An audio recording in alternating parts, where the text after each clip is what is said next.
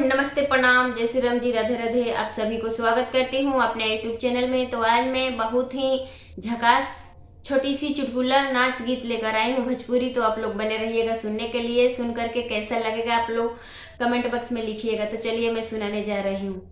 कलकत्ता के खटिया के लाल पटिया, कलकत्ता के खटिया के लाल पटिया, ओह पर झार के बिछवानी तो सकत किया, ओह पर झार के बिछवानी तो सकत किया, चदरा मखमल वाला तकिया गुल गुलावा, चदरा मखमल वाला तकिया गुल गुलावा, ऊपर से छिटले रहमी गुलाब वाला फूलावा, ऊपर से छिटले रहमी गुलाब वाला फूलावा, मजा मार लिए राजा जिया जू के रोतिया, मजा मार लिए राजा जिया जू के रोतिया,